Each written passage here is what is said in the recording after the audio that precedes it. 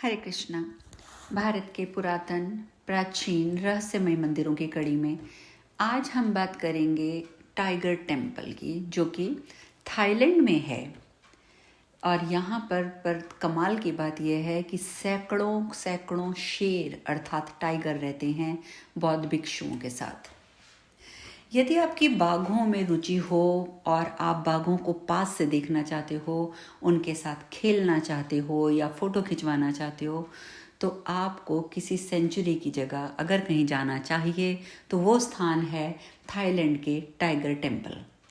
Tiger temple Thailand के कंचनबुरी प्रांत में स्थित है, जो कि थाईलैंड बर्मा बॉर्डर के पास है। इसे वॉट पा लॉग टा बुआ नाम से जाना जाता है और ये मंदिर ट्रैवलर्स के लिए, पर्यटकों के लिए विशेष आकर्षण का एक केंद्र है। टाइगर टेम्पल असल में एक बौद्ध मंदिर है जिसकी स्थापना 1994 में हुई थी। इस मंदिर को इसकी स्थापना के साथ ही बौद्ध भिक्षुओं ने इसे वन्य जीव संरक्षण प्रोग्राम से जोड़ दिया था। शुरू में यहाँ पर कुछ छोटे मोटे जंगली जानवर और पक्षी थे और 1999 में यहाँ पहली बार एक टाइगर का बच्चा आया जिसे एक ग्रामीण जंगल से पकड़ कर ले आया था। उसकी माँ शिकारियों द्वारा मारी जा चुकी थी। और आपको ये भी बता दूं कि थाईलैंड में तस्करी के लिए जानवरों का शिकार बहुत ज़्यादा होता है। हालांकि वो बच्चा ज़्यादा दिन जिंदा नहीं रहा, पर उसके बाद इस मंदिर में बाघों के अनाथ बच्चे ग्रामीणों के द्वारा लाए जाने लगे। धीरे धीरे इस टेम्पल में बाघों की संख्या काफ़ी बढ़ गई। इसका नाम ही टाइगर टेम्पल पड़ गया और यहाँ पर आजकल यानी कि वर्तमान में कम से कम 150 टाइगर हैं, यानी कि 150 बाघ हैं। इन बाघों की सबसे बड़ी विशेषता ये है कि इन्हें बौद्ध भिक्षुओं द्वारा इस तरह से ट्रेन किया जाता है कि ये इंसानों के साथ घुल मिल जाते हैं और किसी भी इंसान को किसी भी तरह का नुकसान नहीं पहुंचाते हैं। टाइगर टेम्पल में जो टाइगर टेम्पल है, यहाँ पे आने वाले पर्यटक इन बाघों के साथ खेलते हैं, फोटोएं खिंचाते हैं और ये टेम्पल थाईलैंड का प्रमुख टूरिस्ट अट्रैक्शन बन चुका है।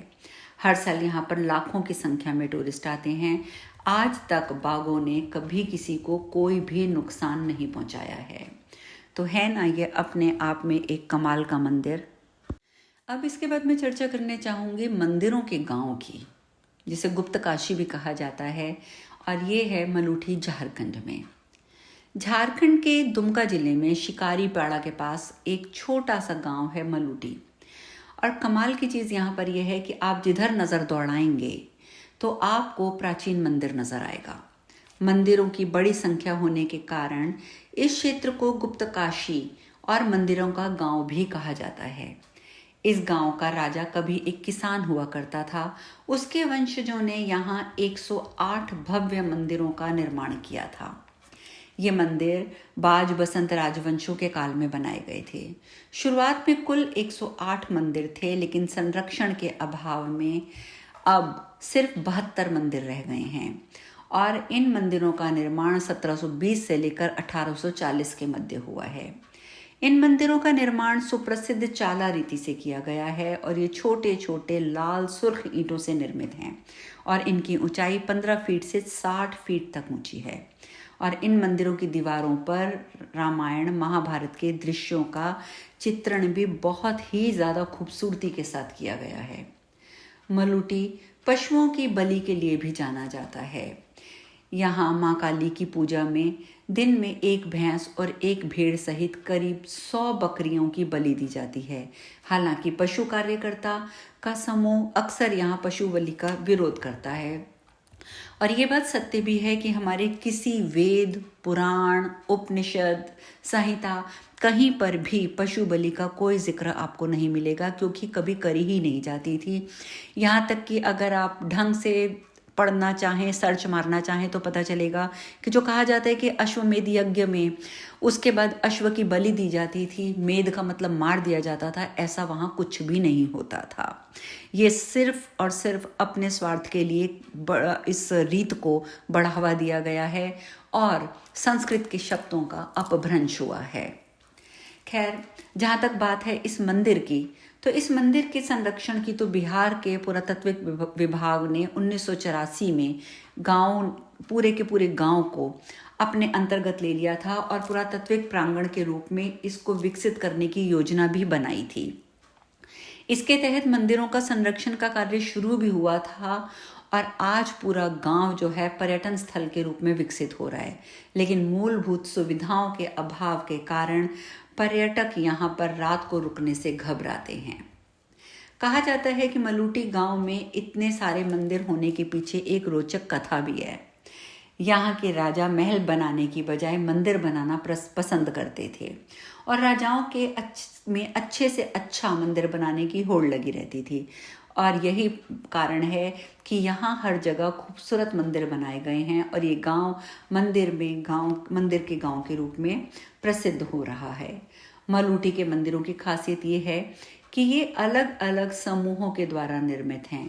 भगवान भोले शंकर के मंदिरों के अतिरिक्त यहाँ पर माँ दुर्गा, माँ काली, धर्मराज, माँ मनसा, विष्णु भगवान आदि देवती देवताओं के मंदिर भी बहुत हैं।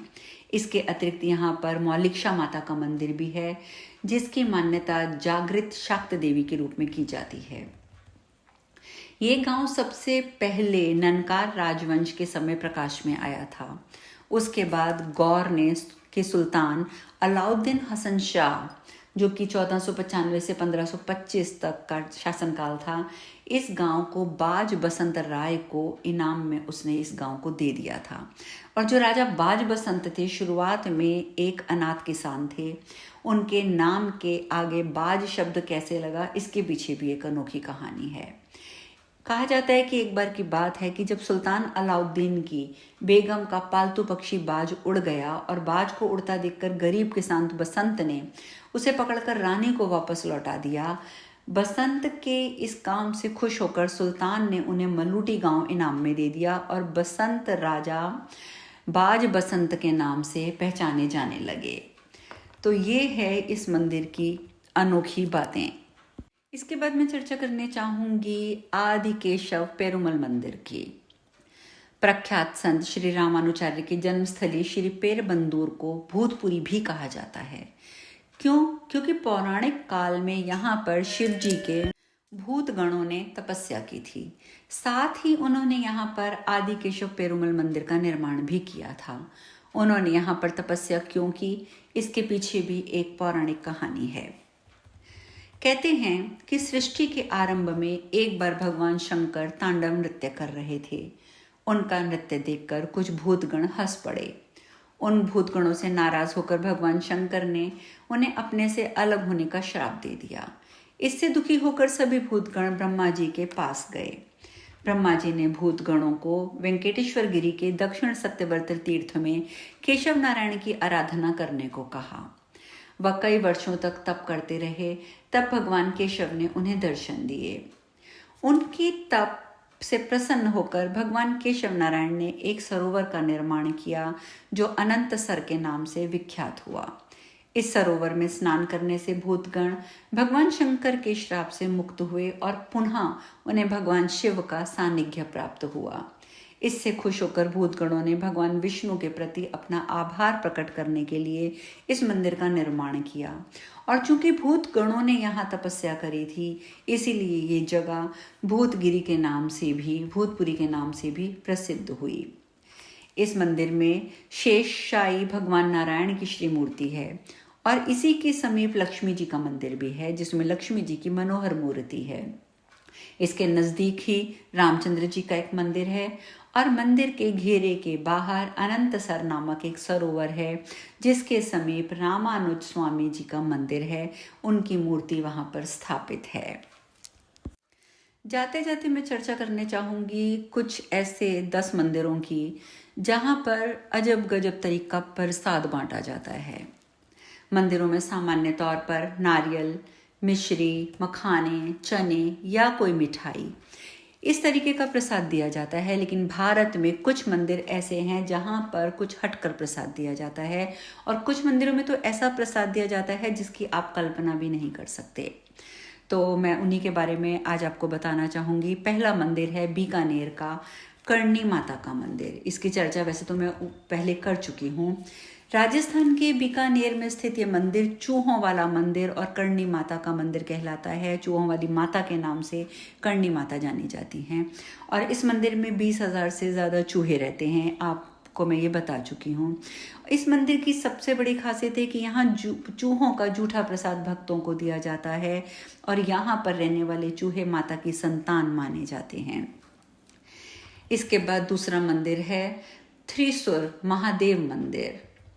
केरल के थ्रिसुर महादेव मंदिर में प्रसाद के रूप में भक्तों को खाने की सामग्री की बजाय ब्रोशर्स, सीडी, डीवीडी और टेक्स्ट बुक्स वितरित की जाती हैं।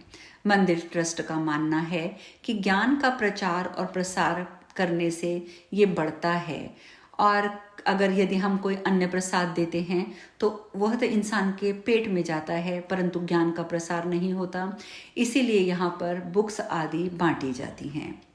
तीसरा मंदिर है पुरी का मंदिर, जगन्नाथ मंदिर। जगन्नाथ मंदिर से आरंभ होने वाली रथ यात्रा विश्व भर में लोगों की आस्था का केंद्र है और इस मंदिर में भगवान को प्रसाद के रूप में 56 व्यंजन का भोग लगाया जाता है। उसके बाद जिन भक्तों ने इस प्रसाद को ग्रहण करना हो वह आनंद बाजार में स्टॉल से इसे लेकर खा सकते हैं, परंतु ये मंदिर में नहीं दिया जाता। चौथा मंदिर है कामाख्या देवी का मंदिर, गुवाहाटी। हर वर्ष गुवाहाटी के कामाख्या देवी मंदिर में भव्य मेले का आयोजन होता है। मेले के दौरान 3 दिन के लिए मां के दर्शन आम भक्तों के लिए बंद कर दिए जाते हैं और चौथे दिन जब मंदिर के द्वार खुलते हैं तो बहुत बड़ी संख्या में भक्तों का तांता मां के दर्शन के लिए लग जाता है और प्रसाद के रूप में उन्हें प्राप्त होता है एक गीला कपड़ा। कहा जाता है कि ये कपड़ा मां के रज से भीगा हुआ होता है और जहाँ तक पूर्ण कहानी का या पूर्ण कथा के बारे में वो मैं आपको पहले बता चुकी हूँ।